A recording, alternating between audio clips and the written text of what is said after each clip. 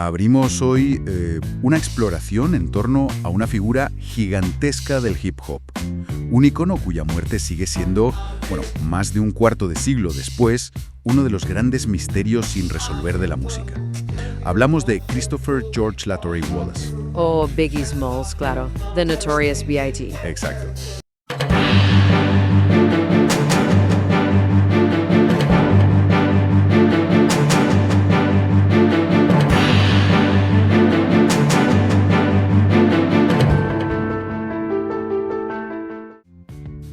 Iniciamos este análisis sumergiéndonos hoy en los documentos de un caso que, conmocionó al mundo del hip hop.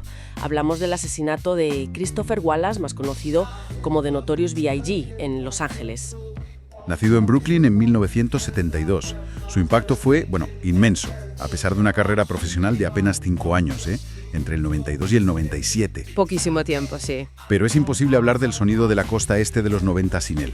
Es una pieza clave. Totalmente, y nos situamos, hay que decirlo, en una era dorada del hip hop. Mucha innovación, mucha creatividad, pero también marcada a fuego por una rivalidad brutal. Brutal. Así que la idea es sumergirnos en los hechos conocidos de su vida, que fue meteórica, y sobre todo en esas sombras que todavía hoy rodean su asesinato. Ese es el objetivo, sí. ¿Qué sabemos con certeza sobre su trayectoria y sobre todo qué incógnitas persisten sobre aquel 9 de marzo de 1997? Empecemos por el principio, quizá, sus raíces. Venga. Bed-Stuy, Brooklyn, criado por su madre, Boletta Wallace, que era profesora. Una adolescencia complicada, ¿verdad? Sí, bastante. Marcada por el abandono escolar temprano y, los primeros roces con la ley. Hay constancia de arrestos por posesión de armas en el 89. Ya. Y luego por tráfico de drogas en Carolina del Norte en 1990. O sea, un camino que parecía bastante alejado de los focos y la música. Pero entonces la música cambia el rumbo. ¿Cómo fue exactamente ese giro? Porque fue bastante rápido.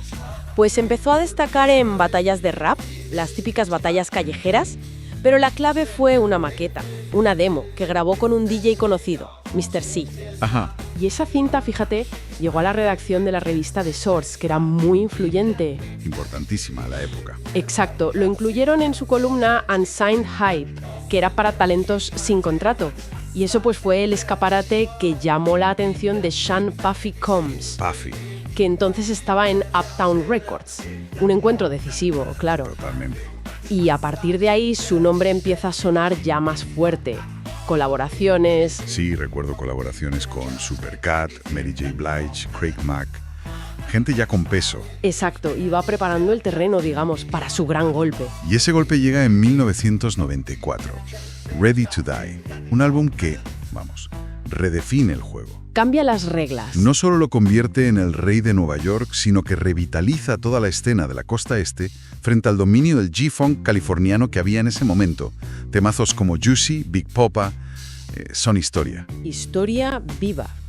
Y es interesante su estilo, ese flow tan característico, muy pausado, casi como si estuviera hablando, ¿no? Sí, relajado. Pero con letras tremendamente oscuras, muy crudas, semi-autobiográficas. Hablaba de la vida criminal, de violencia, pero también de la ostentación, del éxito, sin tapujos. Esa dualidad, ¿no? Entre la calle y la celebración. Justo. Una dualidad que marcó toda su carrera. Y aquí, claro, es donde la historia se empieza a complicar de verdad. La famosa rivalidad, costa este contra costa oeste. Que al principio Biggie y Tupac Shakur eran cercanos, ¿no? Sí, hubo una amistad inicial. Hay fotos, incluso actuaron juntos alguna vez. Pero el punto de no retorno, el quiebre, fue el tiroteo que sufrió Tupac en los estudios Quad de Nueva York. Noviembre del 94. Eso es.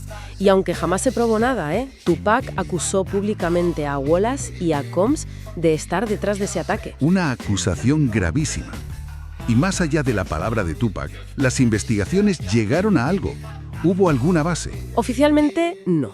No se encontraron pruebas que los vincularan, pero la acusación en sí misma fue, dinamita pura. Claro. Envenenó completamente la relación y, sobre todo, echó muchísima leña al fuego de una rivalidad que ya existía entre los sellos Bad Boy, el de Combs, y Biggie, y Death Row Records. Una, Death Row Records, por cierto, conocida por su, agresividad, y dirigida por el controvertido Suge Knight.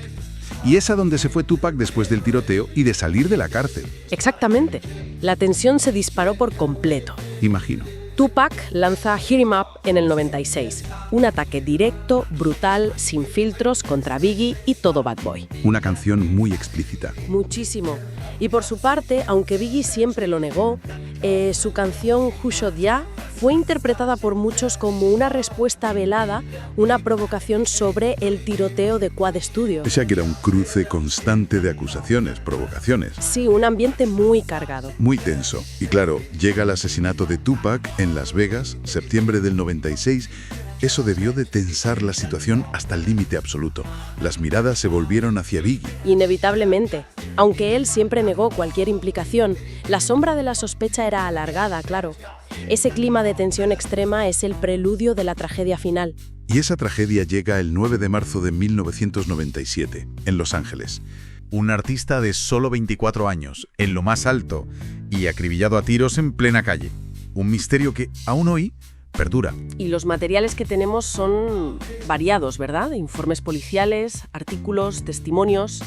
Sí, bastante fragmentados a veces y a menudo contradictorios.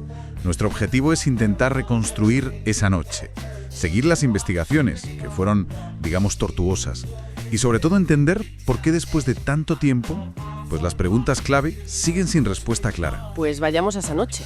Biggie salía de una fiesta bastante conocida, de la revista Vibe, en el Petersen Automotive Museum. Sí, y el ambiente estaba cargado.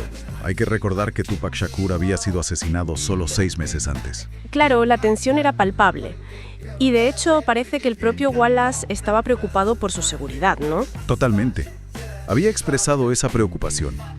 Salió de la fiesta sobre las 12:30 de la noche. Porque la cancelaron. Sí, los bomberos la cerraron por exceso de aforo, o eso es lo que se dijo oficialmente. Vale, él iba en un coche, un Chevrolet Suburban en el asiento del copiloto. Correcto. Formaban un pequeño convoy, 2 Suburban y un Blazer. Eran las 12:45 más o menos. Se paran en un semáforo en rojo en Wilshire Boulevard con South Fairfax Avenue. Y ahí es cuando ocurre todo. Ahí mismo. Un Chevrolet Impala negro, un modelo SS oscuro, se para justo al lado. El conductor, descrito como un hombre negro bien vestido, bajó la ventanilla y disparó. Con una pistola de 9 milímetros. 4 balas alcanzaron a Wallace. Fue trasladado de urgencia al Cedar Sinai, que estaba muy cerca. ¿Pero no pudieron hacer nada? Le hicieron una toracotomía de emergencia, abrieron el pecho para intentar controlar la hemorragia directamente en el corazón, pero era demasiado tarde. Las heridas eran devastadoras. Lo declararon muerto a la 1:15 de la madrugada. ¿Y la autopsia, que tardó años en publicarse? Sí, se publicó en 2012, buscando nuevas pistas. Reveló algo bastante específico. Solo la 4ª bala fue la mortal. Atravesó colon, hígado, corazón y el pulmón izquierdo. Una trayectoria fatal. Inmediatamente todo el mundo pensó en Tupac, claro. Era inevitable. La rivalidad costa este-costa oeste estaba en su punto más álgido y ya había violencia. Parecía el móvil más obvio. Las primeras pistas de la policía iban por ahí, ¿no? Bandas, quizás los Crips. Apuntaban a los Southside Crips. Sí, quizás con algún motivo económico personal, algún ajuste de cuentas. Pero bueno, esa línea pronto se complicó. ¿Por qué? ¿Qué surgió? Pues surgió una teoría bastante más inquietante, impulsada por un detective del LAPD, Russell Poole. Poole sugirió una conspiración mucho más grande. Implicaba a Suge Knight, el jefe de Death Row Records. El sello rival de la costa oeste. Exacto.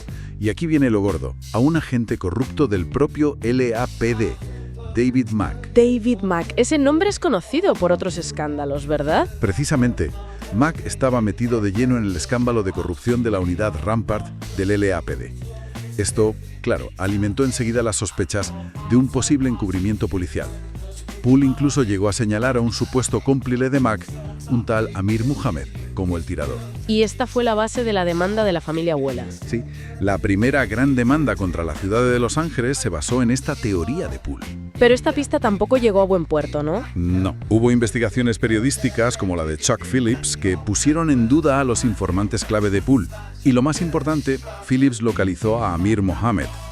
Resultó ser un corredor de hipotecas, aparentemente sin ninguna conexión con el caso ni con el mundo del crimen. Vaya, eso desmontaba bastante la teoría de Poole. La debilitó muchísimo, sí. Y entonces aparece otra figura, otro detective, Greg Kading. Kading lideró un grupo especial sobre el caso años después y presentó otra teoría. Diferente en los detalles.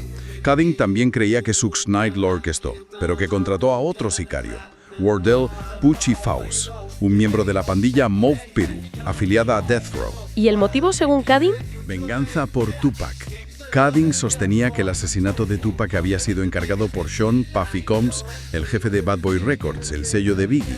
Madre mía, qué enredo. ¿Y Pucci-Faust? Fue asesinado en 2003, otra pieza que desaparece del puzzle. Mientras tanto, la familia seguía luchando en los tribunales. Sí, interpusieron 2 demandas millonarias por homicidio culposo contra Los Ángeles. Alegaban ocultación de pruebas por parte del LAPD, implicando otra vez a Mac y a Rafael Pérez, otro agente clave de Rampart. ¿Y qué pasó con esas demandas? Pues fueron procesos larguísimos y muy frustrantes. Una llegó a juicio, pero se anuló porque se descubrió que el LAPD efectivamente había ocultado pruebas. Al final, las 2 demandas fueron desestimadas. La familia se quedó sin respuestas y sin compensación económica. Entonces, repasando, tenemos un icono del rap asesinado. Varias teorías que apuntan a peces gordos de la música, a pandillas, a policías corruptos. Investigaciones periodísticas que contradicen a la policía, demandas millonarias que no llegan a nada. Y el caso, aunque se reabrió en 2006, sigue oficialmente sin resolver. Es un laberinto total. Exacto. Y eso nos deja con una reflexión final, casi obligada, yo diría.